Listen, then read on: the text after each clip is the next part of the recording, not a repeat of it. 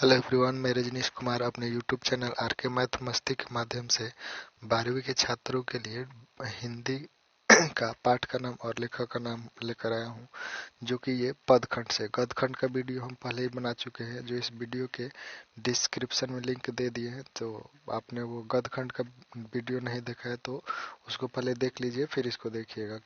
और दोनों वीडियो देखने के बाद आपको लेखक का और पाठ का नाम बिल्कुल भी रटना नहीं पड़ेगा। आशा है कि आपको याद हो जाएगा बस वीडियो देखने से। तो चलिए शुरुआत करते हैं। ये पदखंड में हमारा फर्स्ट पार्ट है कड़बक, और यहाँ पर लेखक है मालिक मोहम्मद जैसी। तो याद कैसे रखिएगा इसको, जैसे कोई नौकर है उसका नाम है, या फिर चलिए कोई नौकर है और एक मालिक है। तो मालिक जो है नौकर पर दिन भर बकते रहता है, मतलब उसको बोलते रहता है, तो आ जाएगा बक। मालिक और जो नौकर है वो कह रहा है कि जो मालिक मेरा है बहुत ही कड़ा है क्योंकि वो दिन भर बकते रखता है। कौन? मालिक। और मालिक का मान लीजिए नाम क्या है? मोहम्मद जैसी। कोई मालिक है जो बहुत ही कड़ा है और अपने नौकर पर दिन भर बकते रहता है, मतलब अपने नौकर को बहुत बोलते रहता है। तो आपको ऐसे याद हो सकता है कि कड़बक के लेखक कौन है? मलिक मोहम्मद जैसी। चलिए दो पाठ देखते हैं। दो पाठ और तीन पाठ पद है जिनके लेखक सूरदास और तुलसीदास है। तो आप इसको आसानी से याद रख सकते हैं ऐसे, तो इसका कोई हम ट्रिक नहीं बता रहे हैं। या फिर ऐसे देख लीजिए, तुलसी है, तो तुलसी जो आंगन में लगाकर पूजा किया जाता है, तो तुलसी का जो पद है बहुत ही ऊंचा है। तो पद किसका? पद तुलसी का जो पद है बहुत ही ऊंचा है। तो ऐसे याद रख सकते हैं। पद के लेखक कौन? सूरदास और तुलसीदास है। चलिए चार पाठ देखते हैं। चार पाठ हमारा छप्य है और लेखक है नाभादास। जैसे मान लीजिए कि कोई नाला है और वहां पर एक व्यक्ति गुजर रहा है। जैसे गुजर रहा है वहां से एक गाड़ी गुजर रही है और नाले में गाड़ी का पहिया पड़ता है, तो उस पर से कीचड़ उछल के उस व्यक्ति के मतलब शरीर पर चला जाता है। तो यानी जब कीचड़ उछल के जाएगा तो उसमें से आवाज आएगा छप्य। छप मतलब छप आवाज जाएगा कि उसके व्यक्ति के शरीर पर चल गया। तो वो क्या कहेगा? मतलब क्या हुआ कि उसका दासा खराब हो गया, वो क्योंकि उसके शरीर पर कीचड़ चल गया है।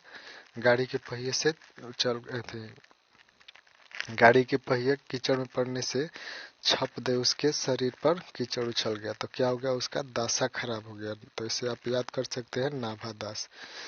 पांच पाठ देखते हैं। हमारा पांच पाठ है हमारा कवित जिसके लेखक है भूषण। ऐसे आप देखे होंगे लोग जो सन्यासी होते हैं, पंडित वगैरह होते हैं, कवि होते हैं, तो क्या करते हैं? भूषण नहीं बनते हैं, मतलब कोई गहना नहीं पहनते हैं। ऐसे आप याद रख सकते कवित मतलब जो पंडित कवित होते हैं तो वे भूषण नहीं पहनते हैं। और चलिए छह पाठ देखते हैं। छह पाठ हमारा है तुमुल कोलाहल कलह में, और इसके लेखक है जयशंकर प्रसाद। आप इसको याद कैसे रखिएगा? जैसे मान लीजिए चार भाई है कोई, चार भाई, तो मान लीजिए चार भाई है और इतना बड़ा कोई खेत है,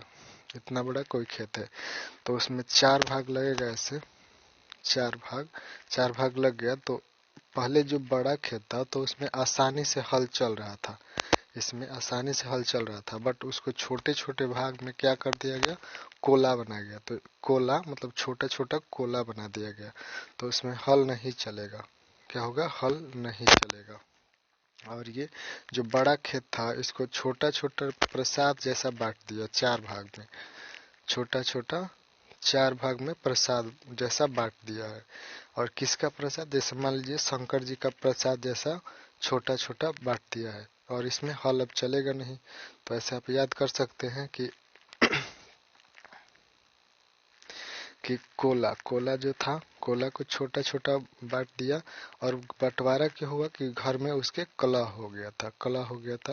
कोला बना दिया छोटा, बड़ा खेत को कोला छोटा छोटा, उसमें हल कोलाहल है, तो कोला जो बन गया हल चलने वाला नहीं, हल अब नहीं चलेगा उसमें।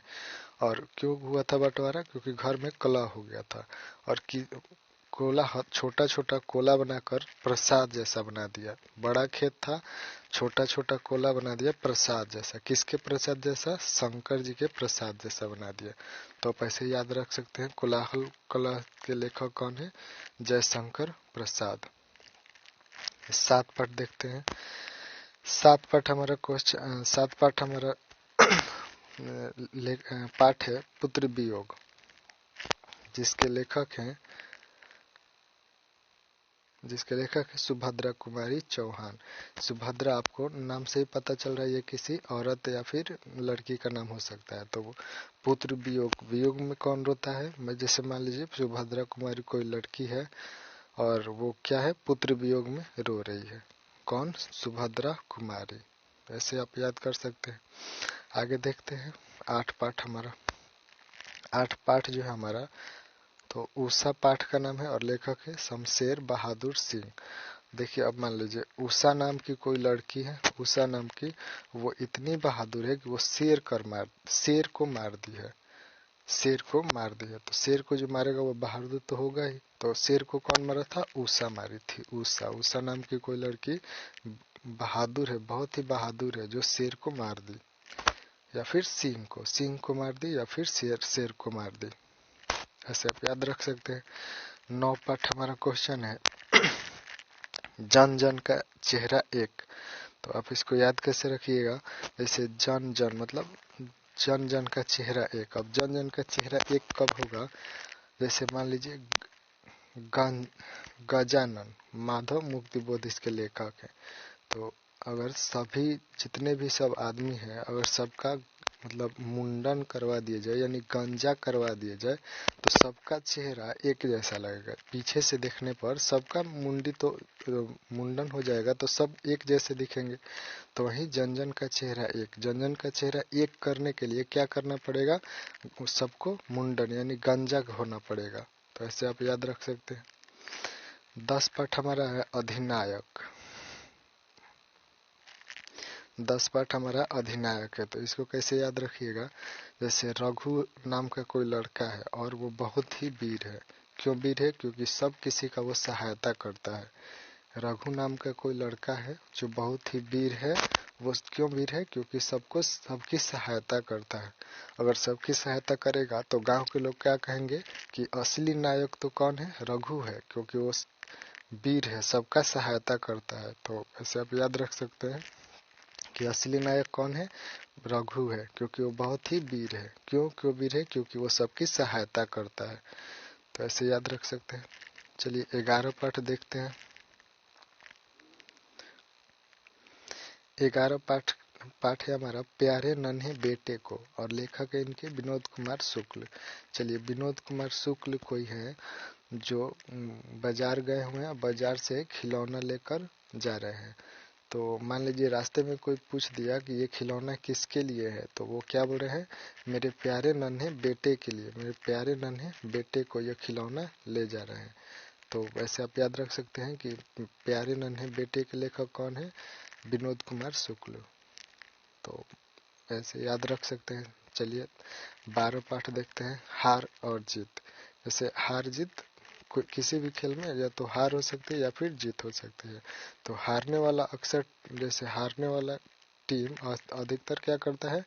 यहाँ पर अशोक है, तो हारने वाला टीम अधिकतर शौक मनाता है, और जीतने वाला टीम क्या करता है? वाजपेयी जीत कर, और मान लीजिए बार में गया और क्या करेगा? पार्टी करेगा, पिएगा। तो वाजपेयी यानी बाजा बजाएगा और कुछ पिएगा, ड्रिंक वगैरह पी सकता है। तो जो हार गया वो क्या करेगा? शौक मनाएगा, और जो जीत गया बाजा बजा कर क्या करेगा? पिएगा या अपना पार्टी मनाएगा। तो ऐसे आप याद रख सकते हैं। चलिए 13 पाठ देखते हैं, जो कि हमारा लास्ट पाठ है पद का लास्ट। जैसे यहाँ पर है गांव का घर, और इसके लेखक है ज्ञानेंद्र पति। तो आप इसको याद कैसे रखिएगा? जैसे कोरोना का समय था तो सभी अधिकतर लोग शहर से गांव आ रहे थे। क्योंकि कोरोना का कहर था, बहुत ज़्यादा कोरोना का कहर था। तो अधिकतर लोग गांव आ रहे थे, गांव के घर पर आ रहे थे। कहाँ से? शहर से। तो आने के बाद यहाँ गांव में घर तो बनाए नहीं थे, तो अब वे सोच रहे थे कि मतलब गांव में घर बनाए रहते तो आज हम भी गांव में आसानी से रहते। उनका ज्ञान खुल गया, ज्ञानेंद्र यानी ज्ञान खुल गया कि मुझे गांव में भी घर बना कर रखना चाहिए, गांव में भी मुझे घर बनाकर रखना चाहिए था। तो ऐसे आप याद कर सकते हैं, उनका ज्ञान खुल गया कि कोरोना जब आया तो उनका ज्ञान खुल गया कि मुझे गांव में भी घर बनाकर रखना चाहिए था पहले से। तो आप ऐसे याद रख सकते हैं। आशा करते हैं आपको ये वीडियो अच्छा लगा हो, और गद्य खंड का और पद खंड का दोनों ही वीडियो देखने के बाद आपको लेखक का नाम याद नहीं करना पड़ेगा। अगर आप समझ में नहीं आए तो आप एक बार और वीडियो देख सकते हैं, और गद्य खंड का लिंक इस वीडियो के डिस्क्रिप्शन में दे रहे हैं। तो बस इस वीडियो में इतना ही। बहुत जल्दी हम इंग्लिश के राइटर का नाम और पाठ और लेखक का नाम, उसका भी ट्रिक लेकर आऊँगा।